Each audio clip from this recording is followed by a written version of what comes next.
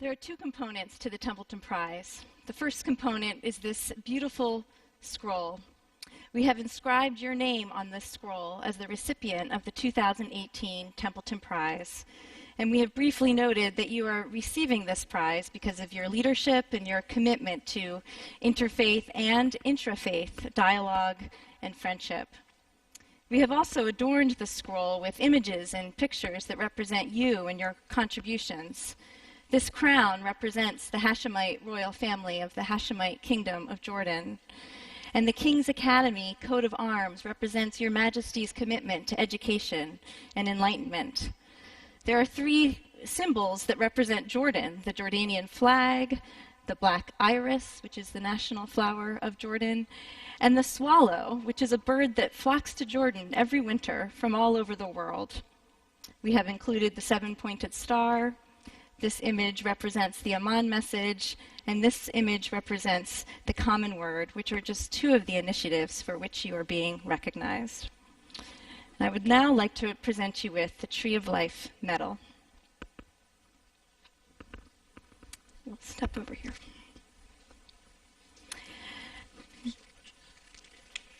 The Tree of Life Medal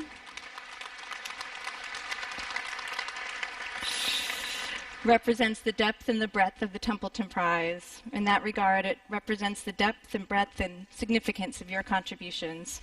On behalf of the trustees of the John Templeton Foundation and the judges of the Tembleton Prize, I present you with the Tree of Life Medal, and I congratulate you on being recognized as the 2018 Tembleton Prize laureate. Congratulations. You're welcome. Yes.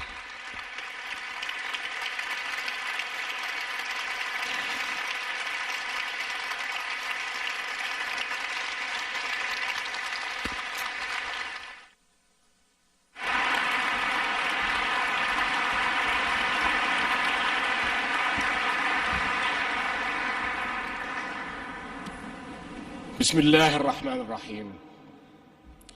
In the name of God, the compassionate, the merciful, thank you all. But I must begin today with a word about those who are highest in my mind today, the Jordanian families who are suffering and grieving in the aftermath of horrific flash flooding in my country. There are no words strong enough to express my sorrow, the sorrow of all Jordanians for the human loss caused by the double natural disasters just weeks apart. And I want to commend to the world the Jordanians who raced to respond, the neighbors and medical teams and rescue units. Truly, in facing tragedy, whether the deadly floods that struck Jordan or the deadly wildfires that struck California, we are, all of us, bound together in brotherhood. For the victims and their families in Jordan and in California, I ask you to join me in a moment of silence.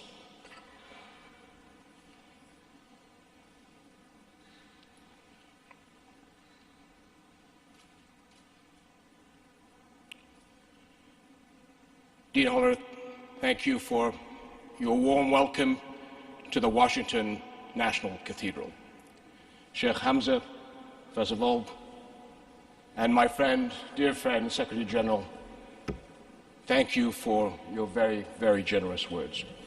And a heartfelt thanks to Heather Templeton-Dill and the entire Templeton family and foundation. May God reward the late Sir John for his tremendous legacy in affirming life's spiritual dimension and upholding positive values worldwide. I truly wish I had met Sir John in person, but meeting his family who are carrying on his work is meeting the best of what he stood for. And today I am truly humbled to be recognized by all of you. But let me say, everything you honor me for simply carries onward what Jordanians have always done, and how Jordanians have always lived in mutual kindness, harmony, and brotherhood.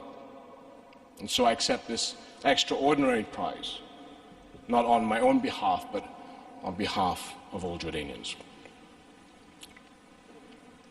My friends, our country has long upheld religious mutual respect. The 5 prophets of great resolve, as they are called in the Quran, prophets of Judaism, Christianity, and Islam, peace be upon them all, have blessed our land with their presence. Noah has a tomb in Karak. Abraham came through from the land of what is now Iraq on his way to Hebron. Moses died in Jordan on Mount Nebo. Jesus Christ, the Messiah, was baptized in Jordan on the east bank of the River Jordan by John the Baptist. And my country preserves this special site and others with great care, welcoming Christian pilgrims and other visitors from around the world. The Prophet Muhammad, may peace and blessings be upon him, came to Jordan twice, once with his uncle as a boy, when he was witnessed by a Byzantine priest as a future prophet, and then later as a young merchant. It was that first encounter under a tree, which is still present in the Jordanian desert, that set the tone for Muslim-Christian coexistence and harmony in Jordan. My friends, these prophets of great resolve were on a journey, an internal journey of the self to fill God's commands.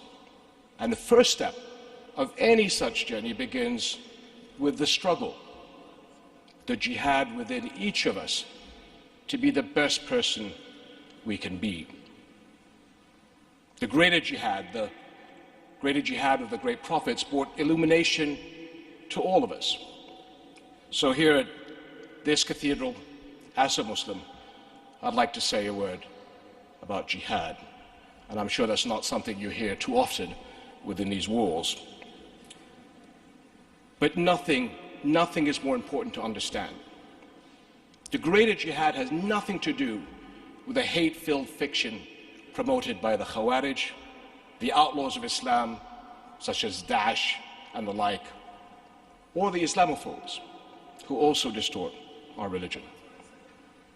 It is instead the personal internal struggle to defeat the ego and the struggle we all share for a world of peace, harmony, and love. As has been said, in Islam, to love God and love one's neighbor are core commandments. And as Sheikh Hamza noted, the Prophet Muhammad, peace and blessings be upon him, said, none of you has faith until you love for your neighbor what you love for yourself. This is the Islam I learned in Jordan. Islam of kindness and mercy, not of madness and cruelty. Traditional Orthodox Islam, not modern fundamentalist Islam. The Islam of forgive and let live, not of attack and nitpick. The Islam of fundamental principles, usul in Arabic, not of fundamentalist details. The Islam of the holistic vision of the Quran and the Sunnah, and not the cherry-picking of verses to suit a political agenda.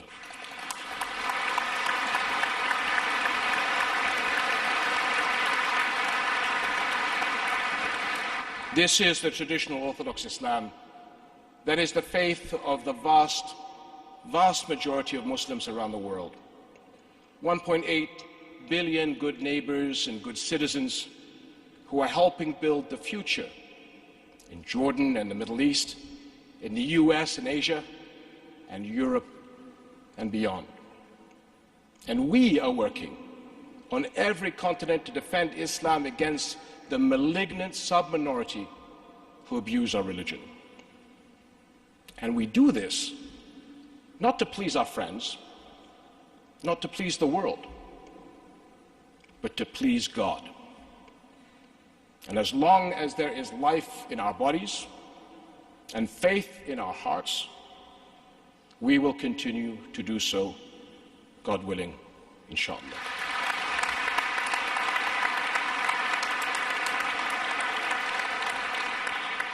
And we are not alone.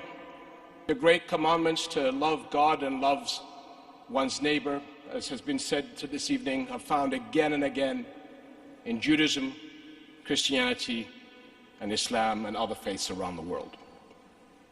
It is a profound message, calling every one of us to struggle to look beyond ourselves. And this outward insight is the source and hope of all coexistence. And when we talk about hope and coexistence, no issue is more important than Jerusalem.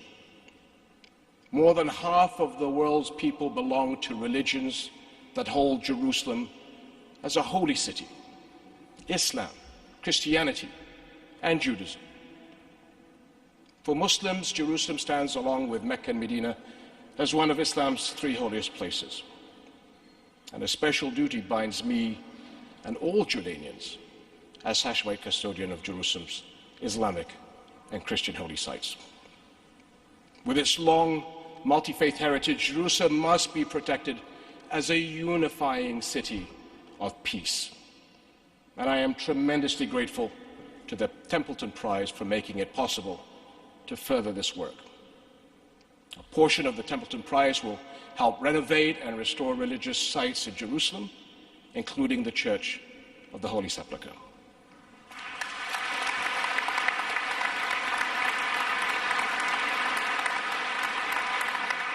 And the entire remaining sum is also being donated to humanitarian, interfaith, and intrafaith initiatives in Jordan and around the world.